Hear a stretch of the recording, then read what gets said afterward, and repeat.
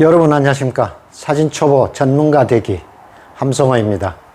칼라 사진의 이해 10번째 시간으로 이번 시간에는 세계적으로 아직까지도 주도적인 사진, 칼라 사진의 흐름인 사진 세계를 공부하도록 하겠습니다.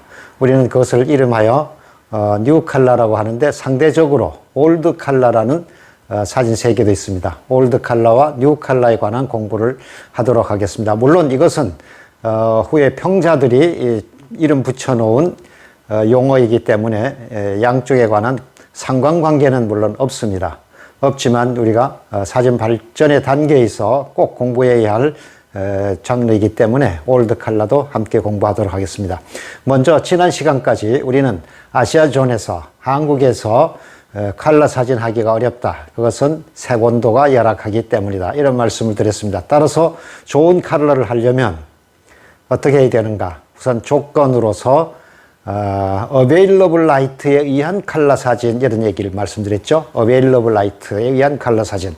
available 하면 이용 가능한 해서 태양광선의 잔여량, 또 가로등, 자동차 불빛, 또 쇼윈도의 불빛 등등 우리 생활에서 나오는 여러 가지 불빛들을 되도록이면 많이 받아들여서 촬영하는 것이다. 그러면 많이 받아들이게 되면 어떻게 되느냐?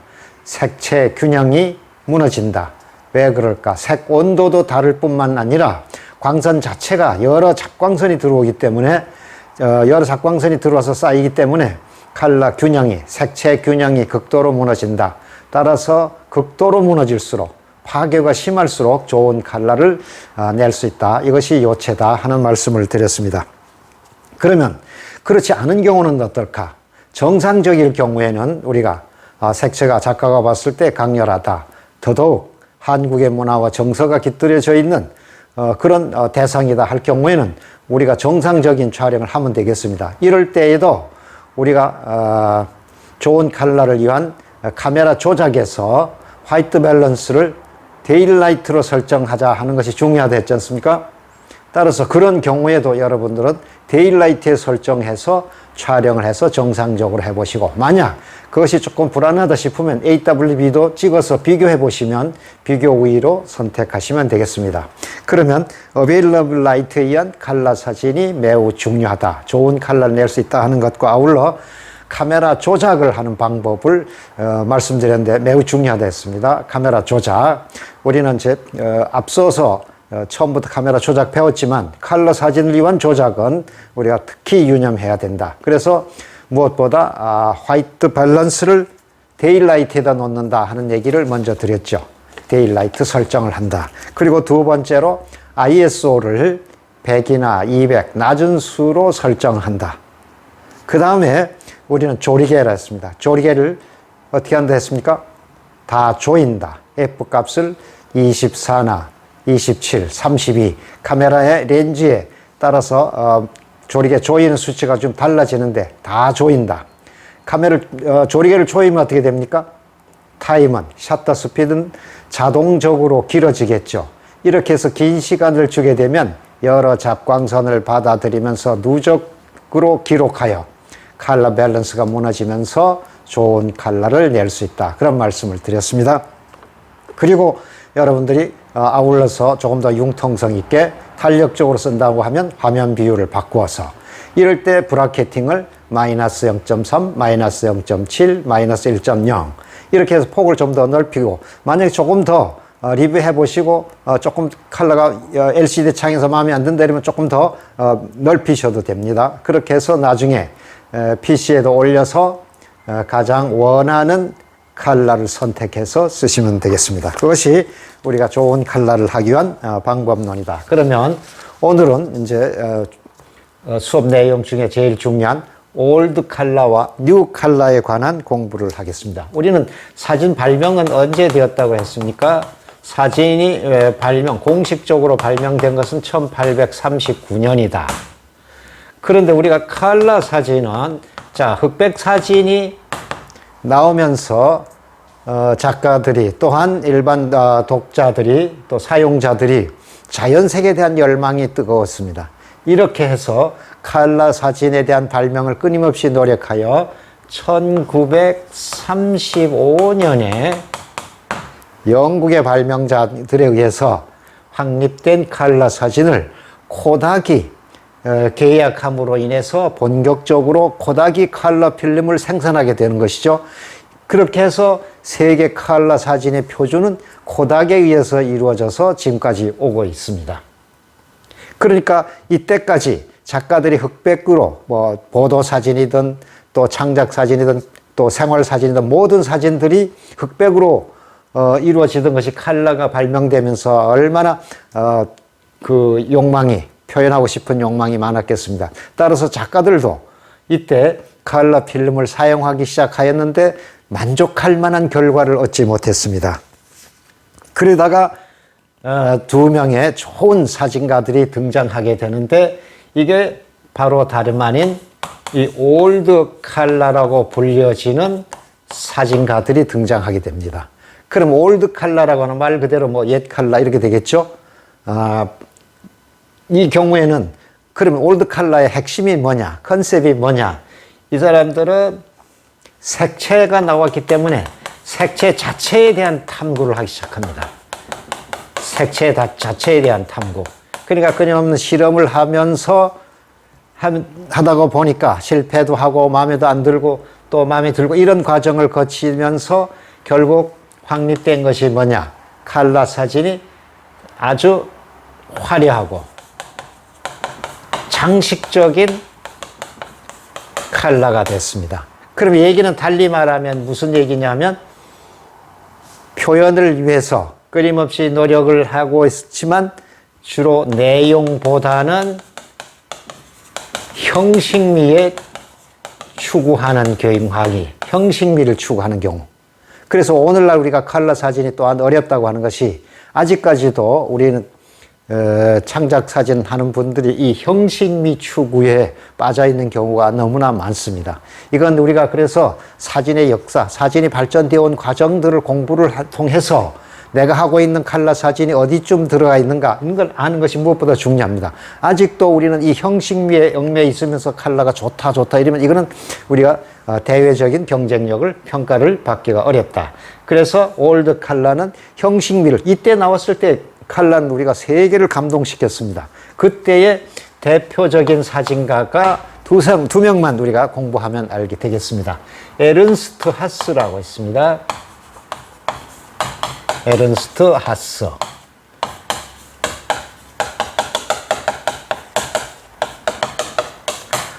이 사람은 오스트리아 빈 출생으로 미국에 와서 사진 활동을 주로 했는데 포토 저널리스트로도 활동했고 또 상업 사진가로도 또 창작 사진가로도 이렇게 활동을 했는데 에른스트 하스는 원래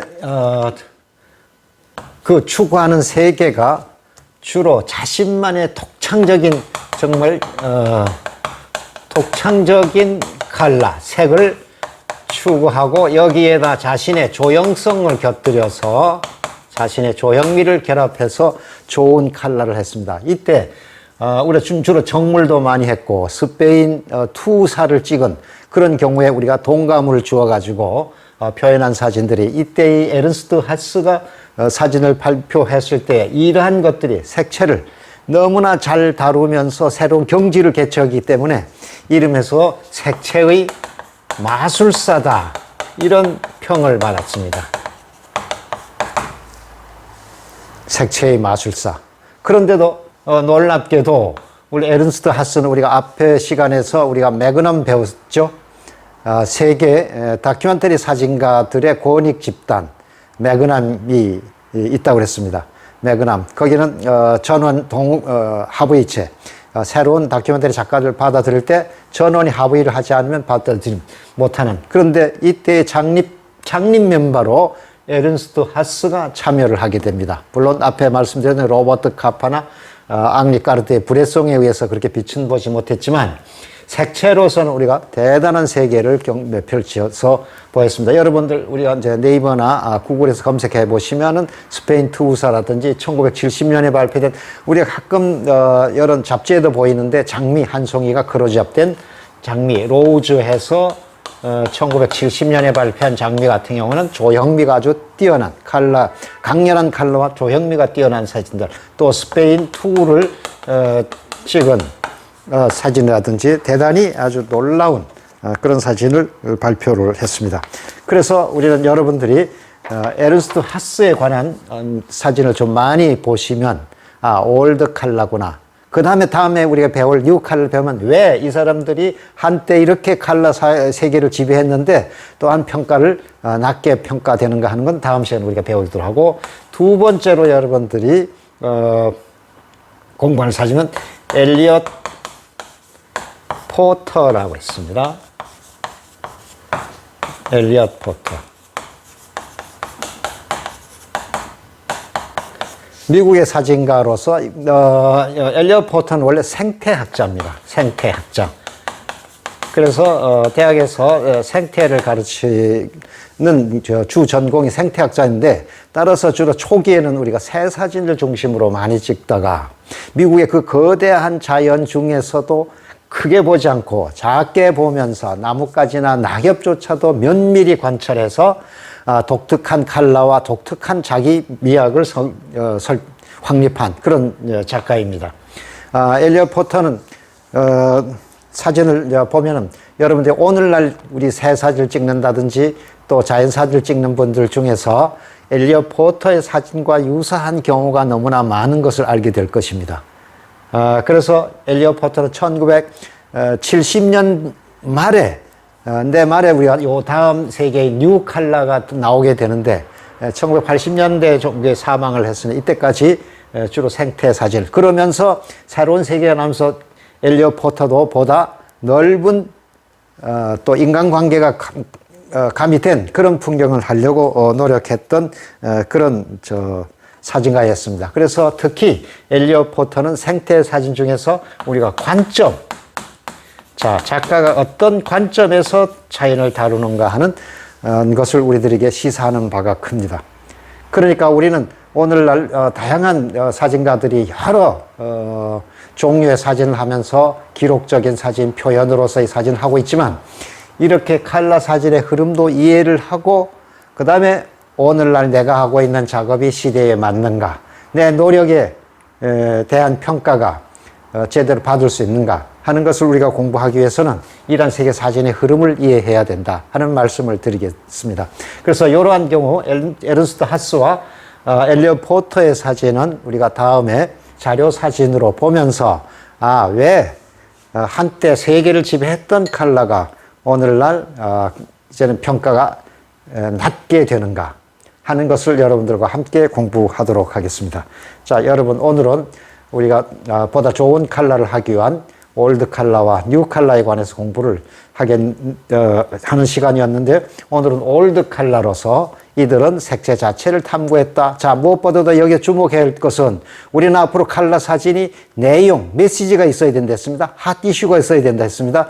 여기 이 사람들은 한때 세계를 지배했지만 오늘날 평가를 낮게 받는 건 이유가 뭘까? 형식미를 추구했다는 것입니다. 내용이, 따라서 무엇보다도 사진가가 말하고자 하는 내용이 컬러 사진에, 또는 흑백 사진도 마찬가지지만 중요하다는 것을 다시 한번 인식하시고 우리가 함께 공부하면서 좋은 사진이 되도록 우리 해나가면 좋겠습니다.